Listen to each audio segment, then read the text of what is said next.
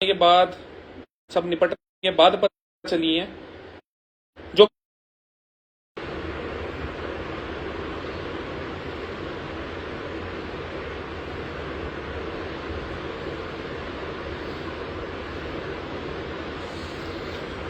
तो भाई जुड़ रहे हैं लोग, जुड़ रहे हैं।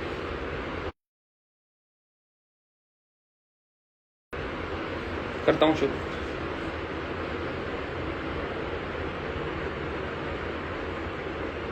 तो भाई कैसे हैं सब? सबको पता ही होगा कि मेरी अरेस्ट हो गई थी, मैं अरेस्टेड था। पर कुछ चीजें मेरे को ही जेल से आने के बाद, सब निपटने के बाद पता चली हैं जो कि मैंने करी हैं, वो मुझे पता ही नहीं था। एक जगह आया हुआ है कि मैंने किसी के मुंह पे पेशाब करा है, एक जगह आया मैंने ब्रूटली किसी को मारा है, और एक था मैंने किसी से स्टूल साफ कराया है। बिलो द बेल्ट जाने की चीजें मेरे को समझ नहीं आती क्या है। मैं भी भाई इंसान हूं, और ये इंसानों वाले काम नहीं है, ये मेरे को बहुत अच्छे से चीज पता है। और एफआईआर में क्या लिखा हुआ है? हाँ, इतना लिखा हुआ है। भाई मेरे को एक चीज बताओ, अगर मैं गलत हूं और मैं गलत था तो मैं जेल से बाहर कैसे हूं? मेरे को बेल कैसे मिल गई? अगर मैंने कोई गुनाह करा है तो मैं जेल के अंदर होना चाहिए ना, मैं जेल के बाहर कैसे हूं? जो हमारा पुलिस प्रशासन है उसको भी सारी चीजें समझ में आती है, किसने क्या चीज करी है क्या नहीं करी। कोर्ट में हियरिंग हुई थी, और जो मेरे ऊपर केस लगा था किडनैपिंग का, अपहरण का, 2-3 उसमें धाराएं और भी थी, उसमें बेल मिलने का कोई पॉइंट ही नहीं होता भाई। जो हमारे जज बैठे हैं माननीय, उनको बहुत अच्छे से समझ में होती है क्या चीज सही है क्या चीज गलत है, और क्या क्या चीजें थी एक बार देख लूं, लग गया था ना।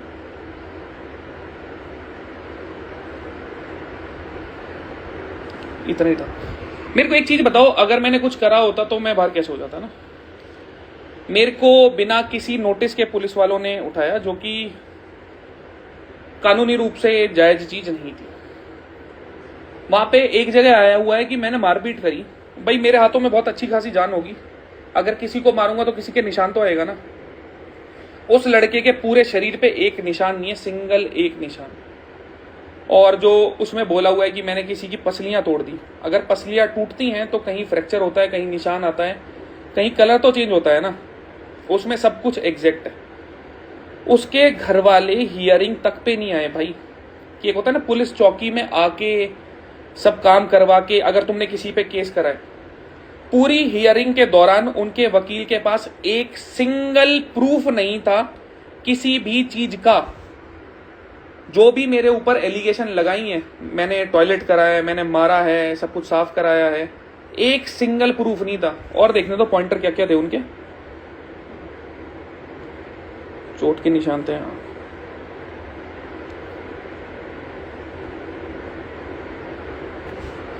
वो लड़का 1 महीने से मेरे बारे में उल्टा सीधा डाले जा रहा था, और अपने आप को सिग्मा बनाया जा रहा था, दिखाया जा रहा था कि हाँ भाई मैं सिग्मा हूं, सिग्मा हूं। अपनी बारी में अगर कुछ चीज हो गई तो उन्हें प्रॉब्लम हो गई, और एफआईआर कर दी। एफआईआर कर भी दी, चलो सही है, बहुत अच्छी चीज है।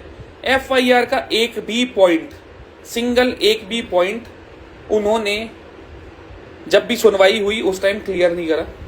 ना मारपीट का, ना लड़ाई का, ना किडनैपिंग का। मेरे पास वीडियोज हैं, व्लॉगिंग कर रहा था उस टाइम, कि वो लड़का आके खुद मेरी गाड़ी में बैठा। उस लड़के को उसकी मम्मी के पास जब छोड़ के आया ना, उसकी पूरी प्रॉपर रिकॉर्डिंग है। वहां पे 8-9 लड़के और खड़े थे। उस लड़के ने खुद अपनी मम्मी के पैर छुए, वहां उठक बैठक लगा के अपनी मम्मी से सॉरी बोली, मेरे से नहीं, मेरे पैर नहीं, अपनी मम्मी के पैर छुए। मेरे पास एक एक चीज की रिकॉर्डिंग है, कहते हैं ना जिसको प्रॉपर रिकॉर्डिंग। मैंने अभी तक कहीं डाली नहीं है, क्योंकि मेरे को पता है हियरिंग के टाइम पे मेरे पास एविडेंस है। उसके पास एक सिंगल भी एविडेंस नहीं है जिसके बेस पे वो ये बोल सके कि रजत दलाल ने कुछ करा है। और ये चीज मीडिया में उछली कैसे? एक और केस चल रहा था किसी पुलिस वाले का, XYZ चीज थी, वो मैं बर्ली नहीं बोल सकता। उस चीज के लिए पुलिस वालों के वो मीडिया वाले आए हुए थे, मेरे लिए नहीं आए हुए थे। उनको उस केस से कुछ नहीं मिला तो उन्होंने मेरा केस डाल दिया। और भाई ये हमारी मीडिया इतनी प्यारी, इतनी अच्छी है। मेरे ऊपर भाई एलिगेशन लगे हैं, मैं एक्यूज हूं, मैं गिल्टी नहीं हूं। उन्होंने जो बात बोली है वो वर्बली बोली है एफआईआर में कि रजत ने ये चीज करी, वो कहीं से कहीं तक उसका एक भी माननीय प्रूफ नहीं है। उस लड़के का मेडिकल तो हुआ होगा, पूरे शरीर पे एक चोट का निशान नहीं है, सिंगल एक चोट का। मैंने अगर ही ब्रूटली उसको मारा है, ब्रूटली वो पिटा है, तो कहीं तो एक निशान तो होगा, सिंगल एक निशान। अगर उसकी मैंने पसलियां तोड़ी हैं तो हड्डी टूटी होगी, निशान आया होगा, ब्रूज आया होगा, कुछ तो आया होगा भाई। मैंने उसके मुंह पे पेशाब कर दिया ऐसा बोल रहे। अरे भाई इतने गए गुजरे नहीं है हम। मैंने किसी को किडनैप करा, उसमें ऐसा बताया गया है अगर मैं किसी को किडनैप करूंगा तो क्या मैं इंस्टाग्राम पे स्टोरी लगाऊंगा? इतना चूतिया तो नहीं हो कि भाई मैंने किसी को किडनैप करा और मैं पब्लिकली लोगों को दिखा रहा हूं ये मेरे साथ है। वो लड़का मैक्स टू मैक्स मेरे साथ 50 मिनट होगा। उसकी एक वीडियो जो थी ना मेरे साथ बैठे हुए की, कि मैंने व्हाट्सएप पे डालूंगा, उसके हाथ में फोन है। पुलिस वालों ने उसकी कॉल लॉग्स देखे होंगे, उसकी मम्मी के कॉल लॉग्स देखे होंगे। पूरे टाइम वो अपनी मम्मी के साथ कॉल पे था कि आ रहे हैं, कपड़े चेंज कर रहे हैं। तो मेरे भाई इन चीजों का ना तो कोई प्रूफ है और ना मैं गिल्टी प्रूव होने वाला, क्योंकि मैंने असल में ये चीजें नहीं करी हैं।